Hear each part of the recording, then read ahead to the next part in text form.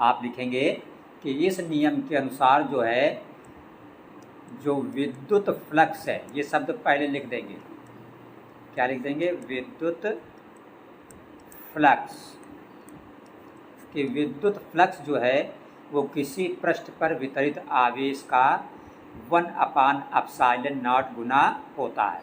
सिर्फ इतना लिख दें, ये गॉस का नियम हो गया।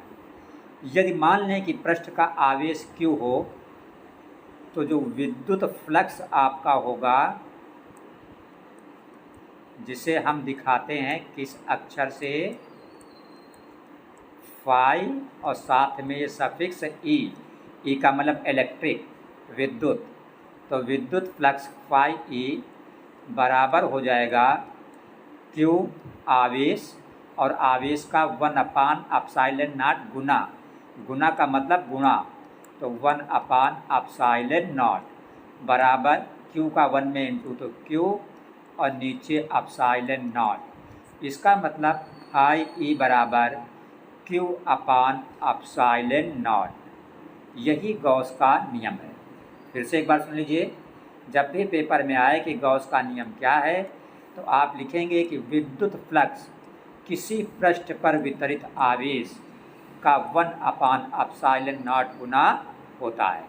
यदि पृष्ठ का आवेश Q हो तो विद्युत फ्लक्स फाई ई बराबर Q इंटू 1/ε0, मतलब Q/ε0। देखिए, जैसे मान लें आप कि ये कोई बंद पृष्ठ है, यहाँ पे ये Q आपका आवेश है और R दूरी पर ये कोई बिंदु P है। तो आप जानते हैं किसी भी आवेश के कारण बिंदु पर क्या होता है, वैद्युत क्षेत्र की तीव्रता E उत्पन्न होती है। ये आपने पहले चैप्टर में पढ़ा था।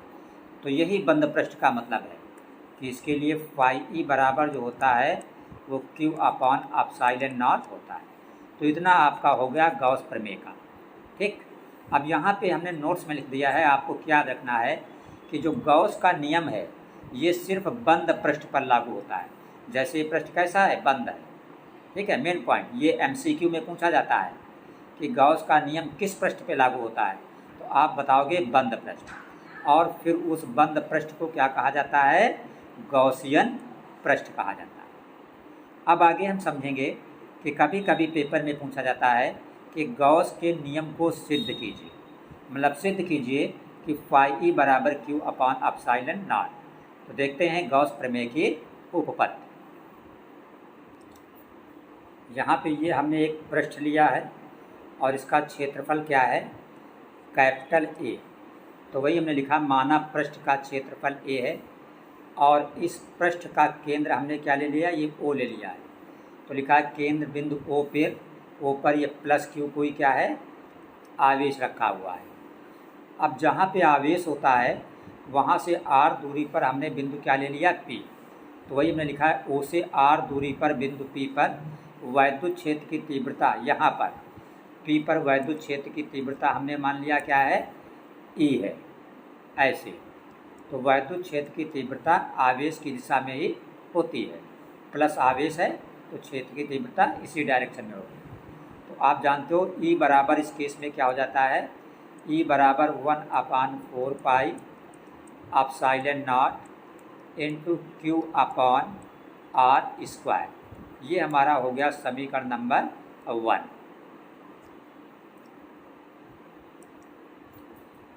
अब अगर इस पृष्ठीय क्षेत्रफल की हम दिशा दिखाएं तो आपको पता है कोई भी पृष्ठ होता है, जैसे मान लीजिए आपका ये कोई पृष्ठ है और आपसे इसकी दिशा पूछे, तो पृष्ठ पर जो लंब होता है वही उसकी दिशा को प्रदर्शित करता है। तो यहाँ पे जैसे ये पृष्ठ है तो ये लंब होगा इस पर, तो यही क्षेत्रफल एक ही दिशा हो जाएगी। तो अगर इस पे हम वैद्युत फ्लक्स निकालें, वैद्युत फ्लक्स, तो आप जानते हो वैद्युत फ्लक्स फाई ई बराबर क्या होता है, EA cos थीटा। जहाँ पर जो ये थीटा होता है ये ए मतलब वैद्युत क्षेत्र की तीव्रता और ए का मतलब क्षेत्रफल के बीच बना कोण होता है। ये थीटा क्या होता है?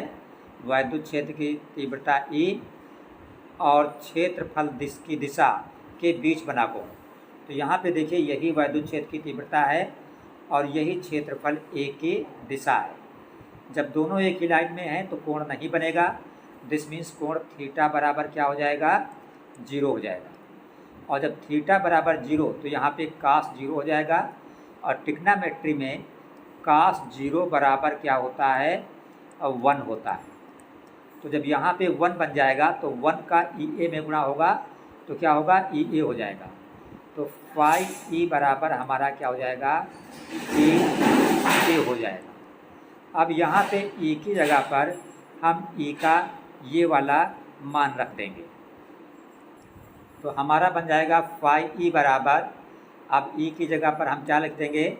1/4 pi epsilon not into Q बटे आर स्क्वायर इंटू ये क्या है? ए क्या है? क्षेत्रफल। और ये पूरा पृष्ठ का क्षेत्रफल होता है क्या? 4 पाई आर स्क्वायर। तो ये 4 पाई से 4 पाई कैंसिल हो जाएगा, आर स्क्वायर से आर स्क्वायर कैंसिल हो जाएगा। तो इधर आपका क्या बचा? फाई ई बराबर ऊपर क्या है? क्यू और नीचे क्या है? Epsilon not. इसको हम ब्लॉक कर देंगे। यही गॉस का प्रमेय है। गॉस का प्रमेय क्या कहता है कि फाई ई बराबर क्यू अपॉन एप्सिलॉन नॉट। तो अगर हमको सिद्ध करने को आएगा तो इस तरीके से हम सिद्ध कर देंगे।